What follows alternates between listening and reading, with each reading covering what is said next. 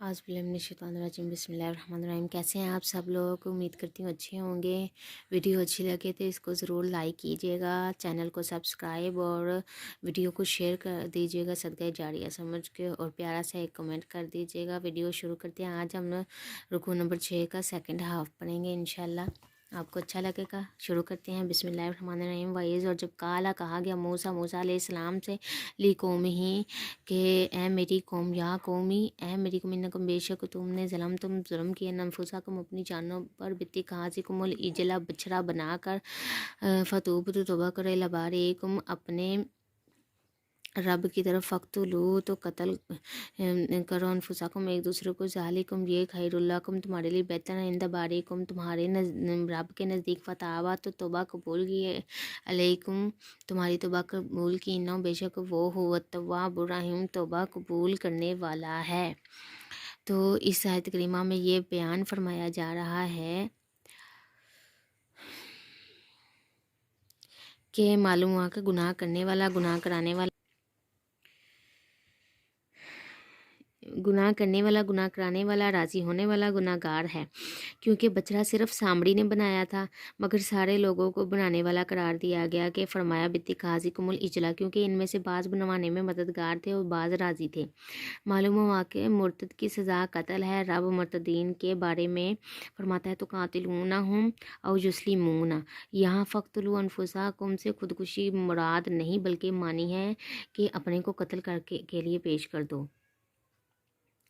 यहाँ मुर्तद उसे कहते हैं कि जो इस्लाम ला के फिर काफिर हो जाए, तो ऐसे के लिए दो ही हुक्म है। एक ये कि वो या तो वो दोबारा इस्लाम की तरफ लौट आए या फिर उसको कत्ल कर दिया जाए, इसके अलावा कोई और हुक्म नहीं है। आगे इज़ और जब कुल तुमसे कहा या मूसा अलैहिस्सलाम, और जब तुमने कहा वाइज़ और जब कुल तुमने कहा या मूसा लन नुमिना हरगिज़ ना हम यकीन लाएंगे, इलाका तुम्हारा आता है यहाँ तक कि नल्लाह अल्लाह को देख लें जहरतन एलानिया, फ़खाज़त को मुसाइका तो फिर उन्हें आ लिया कड़क ने, साइका तो कड़क, वान तुम और तुम तंजरून देख रहे थे।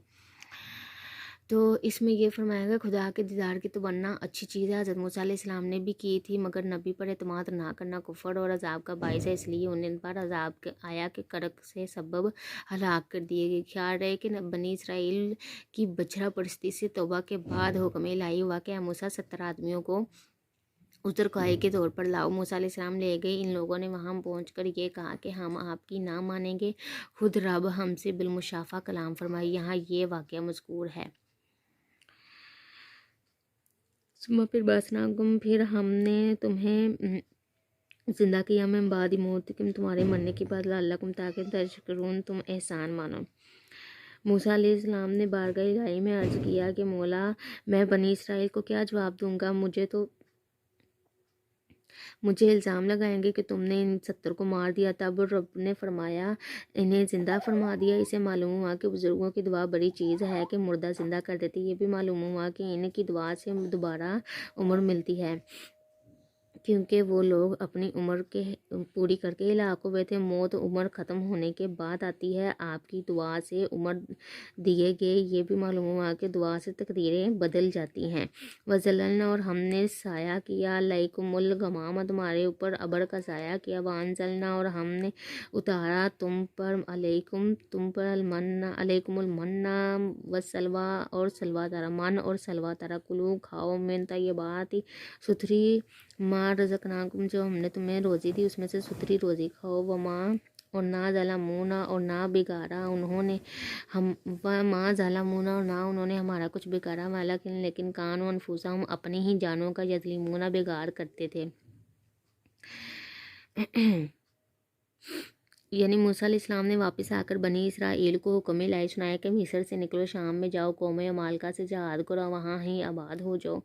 ये लोग चारों न चाट बादल न खास्ता निकले, राह में ऐसे जंगल में पहुँचे जहाँ ना साया था ना खाने पीने की चीज़ें। मूसा अलैहिस्सलाम ने दुआ फरमाई तो रब ने सफ़ेद अबर साया के लिए, मनो सलवा खाने के लिए, रात को नूरी सतून रोशनी के लिए भेजा। यहाँ के ज़माना क़याम में इनके कपड़े ना मैले हुए, ना फटे, ना बाल नाखून बड़े। यहाँ 40 साल तक कैद रहे। इस जंगल को तैया कहते हैं, यही हैरानगी का जंगल। اور اس میں یہ بھی فرمایا کہ انہیں من و سلوہ جمع کرنے کی ممانت تھی، انہوں نے ذخیرے جمع کیے، وہ سڑ گئے۔ اس سے پہلے چیزیں سڑا نہ کرتی تھی۔ من ایک قسم کا حلوہ ہے اور سلوہ نمکین گوشت ہے، یعنی اس سے پہلے مطلب کہ اس سے پہلے کبھی بھی کوئی بھی چیز کھانے پینے کی جو ہوتی تھی وہ خراب نہیں ہوتی تھی، لیکن جب انہوں نے جمع کرنا شروع کر دی تو اس کے بعد آج تک جو بھی ہم کوئی چیز رکھتے ہیں تو زیادہ ہوتی ہے تو ہم وہ رکھ دیتے ہیں تو اکثر چیزیں ہماری خراب ہو جاتی ہیں۔ تو یہ بنی اسرائیل کے یہ کام کرنے کے بعد سے چیزیں خراب ہونا شروع ہوئی۔ اور ادھر جب کلنا ہم نے فرمایا ادخلو داخل ہو جو حاضل کریا تھا اس بستی میں، جب ہم نے فرمایا اس بستی میں جاؤ فکلو اور کھاؤ منہ اسے حیث تم جہاں سے راگا تم جاؤ بے روک ٹوک راگدن بے روک ٹوک کھاؤ، ادخلو اور داخل ہو الباب دروازے میں سجدن سجدہ کرتے وقولو اور کہو حتاتن معاف ہوں حتاتن ہمارے گناہ نغفر لکم ہم تمہیں بخش دیں گے، خطایاکم تمہاری خطاؤں کو ہمارے گناہ معاف ہوں، وقولو کو حتاتن ہمارے گناہ معاف ہوں، نغفر لکم ہم بخش دیں گے، خطایاکم تمہاری خطائیں، وسنزید اور قریب ہے کہ زیادہ دیں المحسنین نیکی والوں کو اور زیادہ دیں۔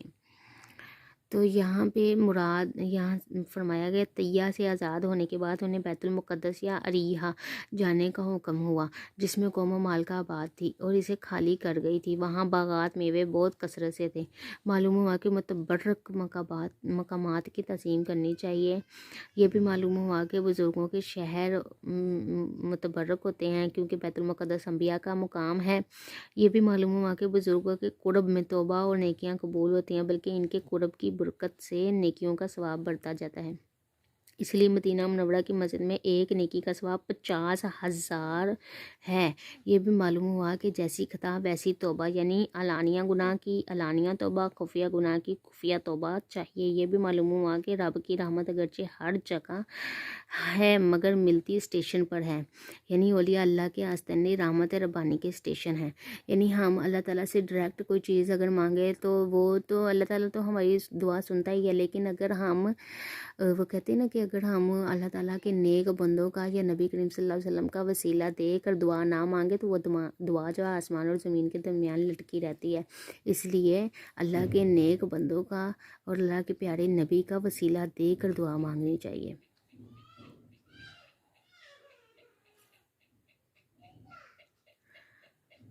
فبدلا تو بدل دی، بات بدل دی اللہ زینہ ظالموں تو ظالموں نے اور بات بدل دی قولن بات غیرہ کے جو غیر اللہ زی جو فرمائے گی قیل لہم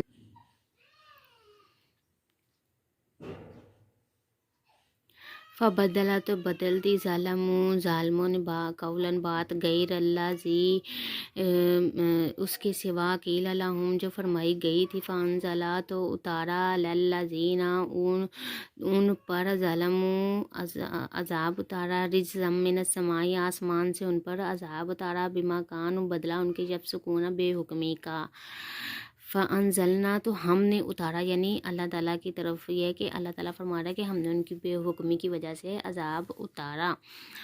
تو اس میں یہ فرمایا جا رہا ہے کہ معلوم ہوا کہ وظیفہ اور درود کے الفاظ نہ بدلے جائیں، شیخ سے جو ملا یعنی استاد سے جو ملا اسی پر عمل کرنا چاہیے۔ ان لوگوں نے حتاتن کی بجائے ہنتاتن کہا تھا، نون بڑھا دیا تھا، اس بدلنے کو ظلم فرمایا گیا اور عذاب کا مستحق قرار دیا گیا،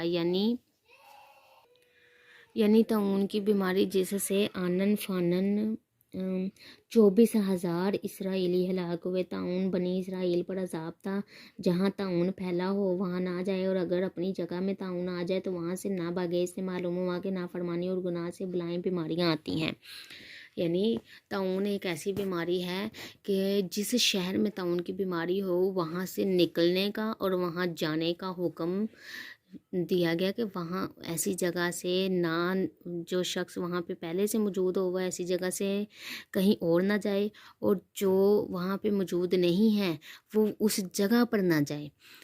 تو جزاک اللہ خیراً، انشاءاللہ امید کرتی ہوں آپ کو یہ ویڈیو اچھی لگی ہو تو ضرور لائک کیجیے گا، پیارا سا کمنٹ کر کے مجھے میری حوصلہ افزائی کیجیے گا۔ انشاءاللہ ملتے ہیں نیکسٹ ویڈیو میں، انشاءاللہ اس ویڈیو میں ہم رکوع نمبر 7 پڑھیں گے۔ اللہ نگہبان۔